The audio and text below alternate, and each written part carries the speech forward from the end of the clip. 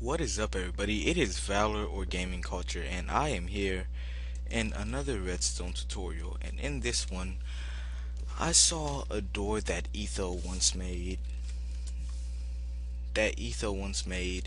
in his single player LP world. And it was a nice door, but he never really showed in depth how to make the door. And since I'm good at just looking at things and figuring it out, I figured it out. And basically, the door works the same way. You don't wait. You don't wait for the door. It just opens like before you get there. And you see, I put a few nice designs to give you an idea of what you could do to fancy up the door and make it look a little nicer. And now, of course, I have not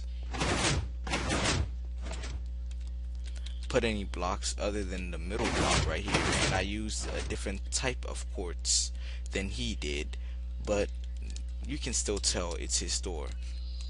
Now let's go look at the redstone. I hollowed it out a little on the bottom, and we can get rid of all of this.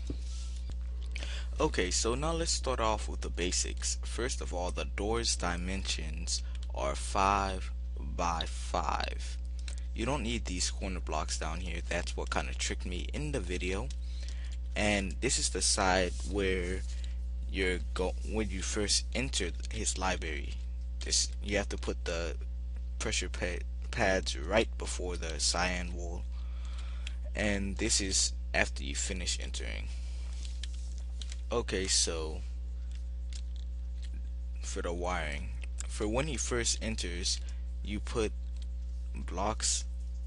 redstone one block beneath the pressure plates, and they lead down into here, which is part of the circuit that he made to help the door work. And it just basically leads and it helps to do the same thing that's over there. And the redstone wiring is, let me get over on this side before I finish. Over here, this is just a random block. You don't need to put that in the actual thing.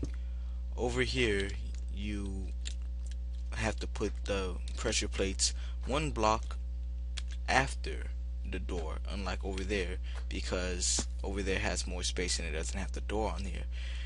Now, on this, you can easily just put redstone right underneath there and it'll go, and you lead the redstone down into the circuit with a sticky piston right there, which pushes and pulls the block up and down, and that helps by cutting off the power and putting the power on. And it leads down here into this redstone repeater. Then the power signal gets sent two ways, up there and here. Let me go here since I'm closer. It travels 3 blocks, hits this piston, and this piston pushes up a piece of the quartz or pulls it back down, and the redstone continues underneath the piston. It goes over to this side and it goes up, and both these sides are basically identical. You just put the half slabs zigzagging. Let me show you. This first half slab is just about one half slab away, then one up.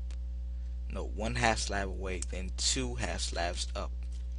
Cause see, I try to place that there. It goes a full block up. This is a full block. There's a full 1.5 blocks up from the rest of this redstone circuitry. And over here, you go 1 block out, then 1 block up.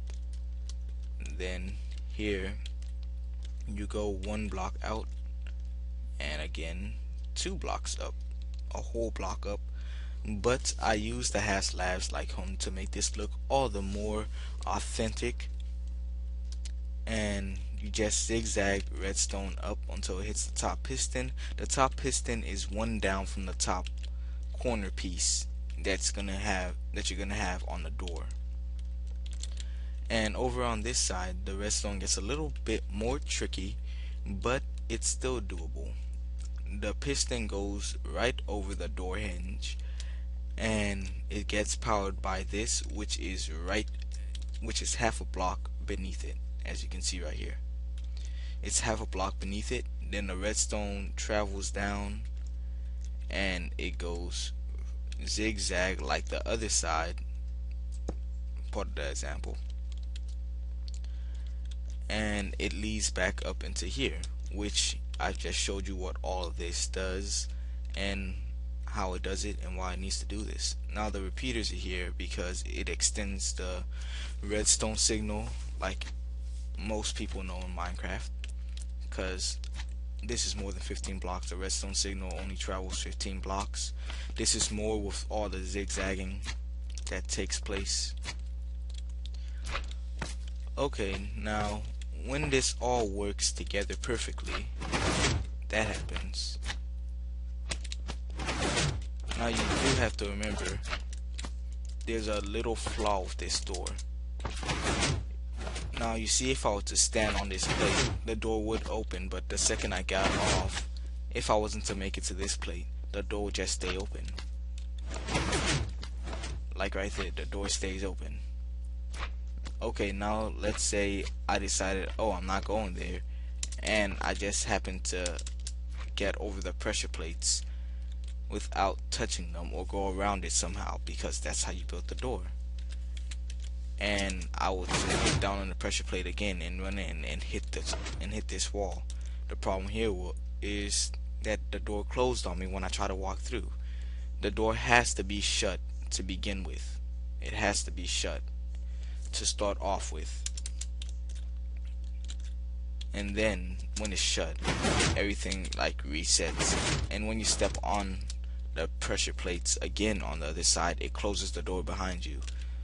So that's why there's pressure plates on both sides. Now I'm going to just open it, because you step on this, it opens the door. You step on that, this closes the door. Yeah, so that's basically the gist of Etho's door.